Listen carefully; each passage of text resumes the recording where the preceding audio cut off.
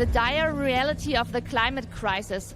Quick question. Who among you was in this year, in 2019, who has been to a demonstration against climate change? At least one, show of hands, like Fridays for Future or something else. I would say that's like 95, 97% of the audience. Thank you very much.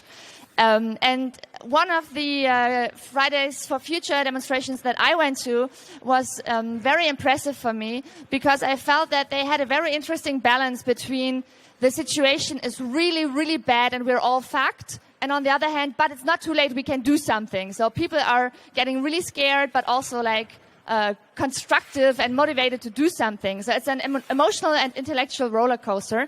And in this talk, we are going to learn a little bit more about what the scientists say and if it's better to freak out or be motivated. And our speaker is Hanno Böck. He's an IT security professional and he writes regularly for the media outlet Golem. And with that, I leave you with him. I hope you learn a lot. Please give Hanno a big warm round of applause and have a lot of fun with this talk. Thank you very much. Yeah. Hello. Just adding to the introduction, like about this, should we be freaked out and should we be motivated? After last time I gave such a talk, someone came to me and said, yeah, if I listen to you, it seems like this doesn't make any sense and we will lose anyway, which heavily influenced how I changed the talk for this time. So, but you will see that. First I want to show you this graph. This is the worldwide CO2 emissions. It's CO2 only. There are other greenhouse gases, but that's kind of the big issue. And as you can see, they are mostly growing. And that's kind of the time frame in which we had something like international climate policy. Like we knew there was a problem. I mean, some of you were probably not even born 1990, but humanity knew that there was a problem and we just went on. So I call this the chart of epic climate failure. But I also want to point out a few more specific things. There are kind of 2 points where it goes down a little bit, like notably down. There are a few, like that statistical variation, but there are 2 points where you can kind of see that emissions went down. One of them is when the Soviet Union collapsed, and the other one is the economic crisis in 2009. And I show you a few more points here. That is kind of important events in international climate policy. So we had the UN Earth Summit in the early 90s, which was basically the start of international climate policy. The UNFCCC, which is the UN body to organize the climate conferences, it was founded there. So there the world said, yeah, we have to do something about this. And then there was the Kyoto Protocol, which was praised as the first international binding, which is not technically true, but that's what they said, binding agreement to reduce greenhouse gases, which you can see was very successful, just in the wrong direction. And we had the Paris Agreement and just went on.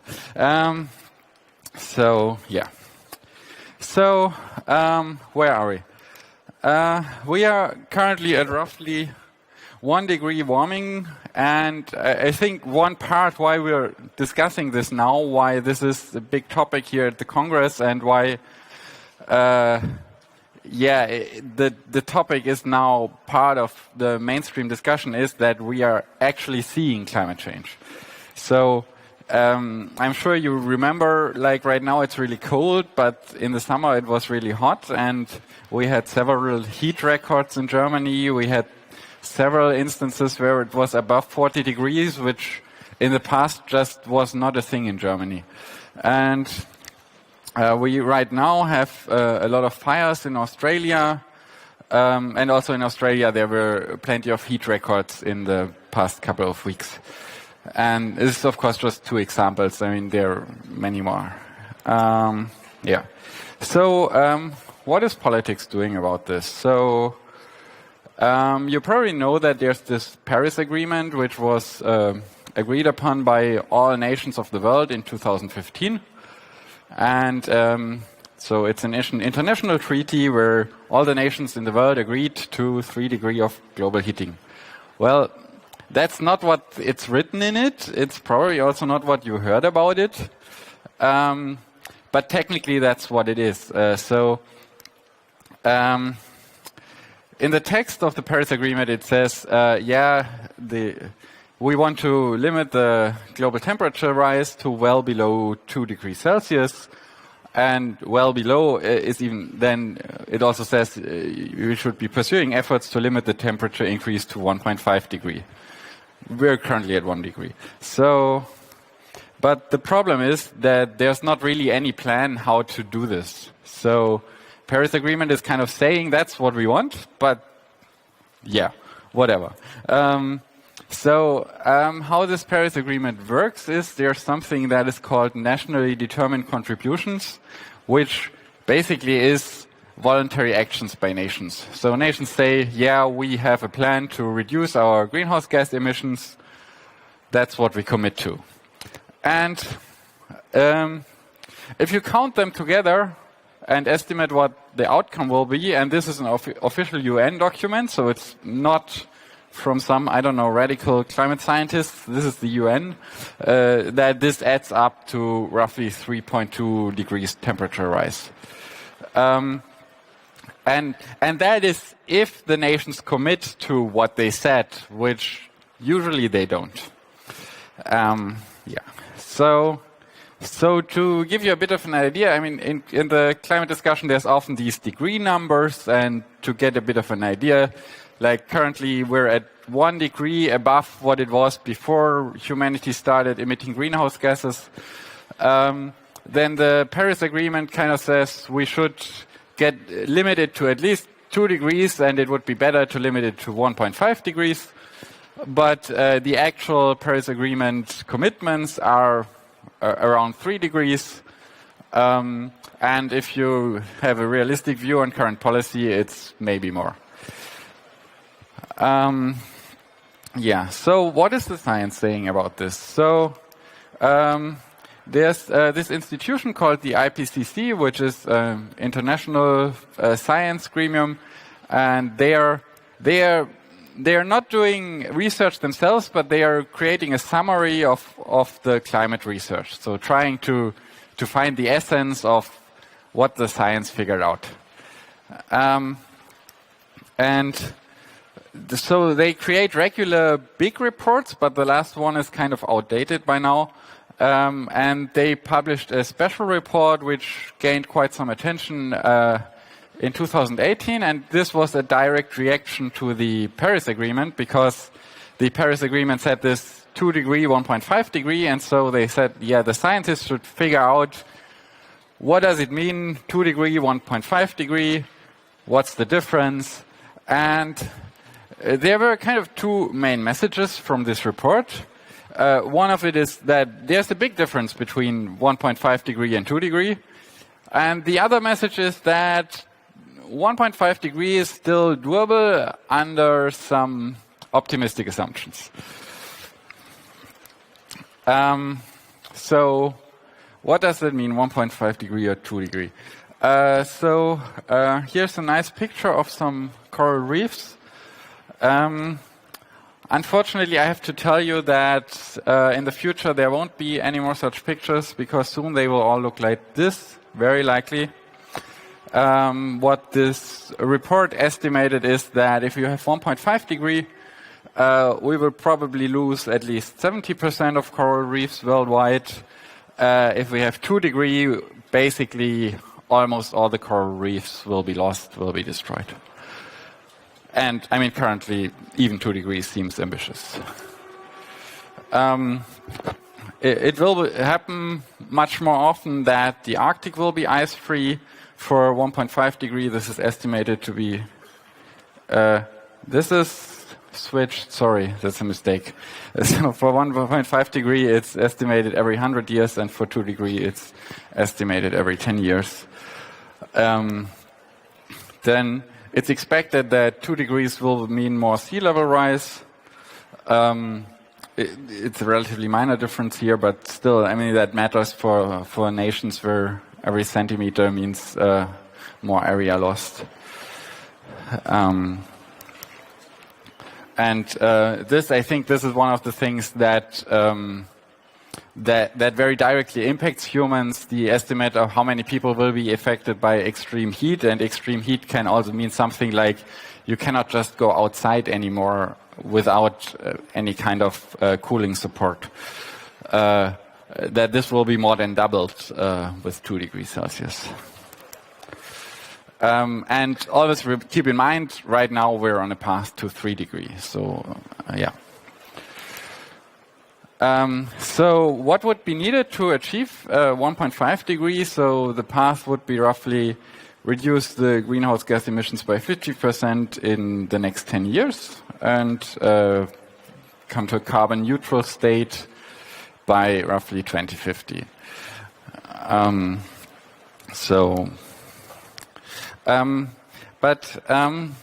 Lately there has been quite some discussion is the IPCC is telling us the full story or if they are rather underestimating some of the effects of climate change.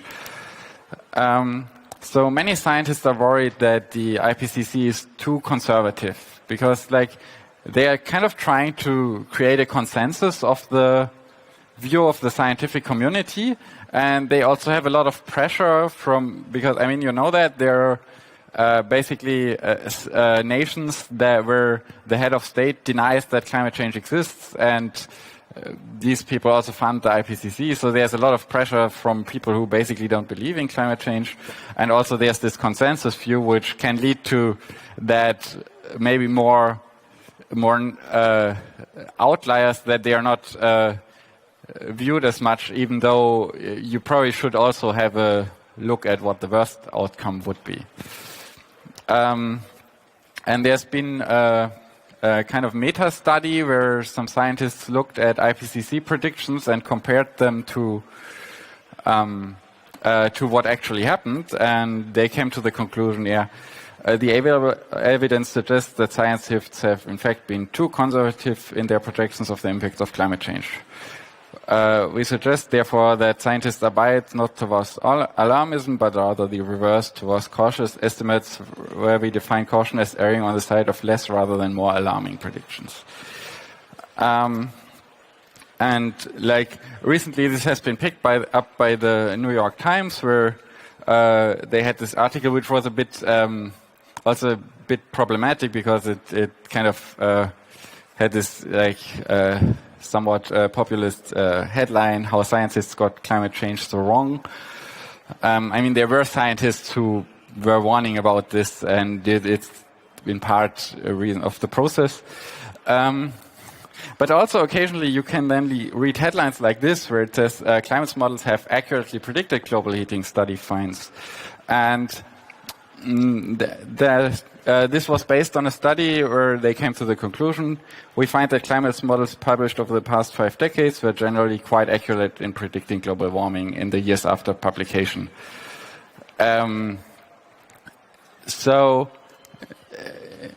Maybe you find that confusing. I also find these things occasionally confusing when I read, okay, climate scientists, they were underestimating the effects, and then it says, okay, they were very accurate actually. But there's usually, if you dig down a bit, there's an explanation, and the explanation here is that actually climate scientists have probably underestimated the effects of climate change, but their models on temperature rise have been very accurate. Sorry, the wrong slide. I mean, that can both be true, right? So the prediction on the average world mean temperature has been very accurate, but that's usually not what we care about. We care about things like storms, like fires, like heating, like more local events which directly impact humans. And if you're more interested in that, I recently watched a very interesting interview. This is on YouTube. I have linked it here. So,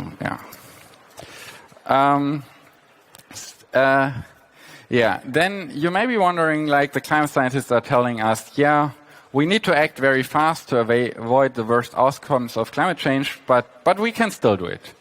And maybe you have heard something like that 10 years ago and you wonder, how is that possible? And because, like, as I kind of said, the science did not get more optimistic. And the reason for that is that climate scientists recently started adding something called negative emissions into their models, which means they estimate that in the future we will be able to reverse emitting CO2. And so most of these scenarios that they are calculating where we achieve 2 degree or 1.5 degree, they are estimating that that's what we will do in the future. And so you may wonder, how can we do negative emissions? We can do things like planting trees, because a tree, when it grows, it sucks in CO2 from the air, and that is turned into wood.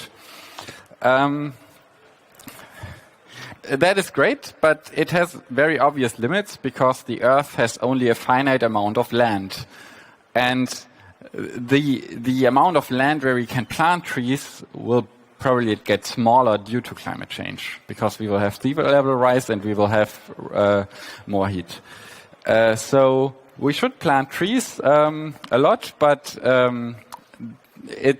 there's only so much you can do here. And so we need to talk about something which is called carbon capture and storage.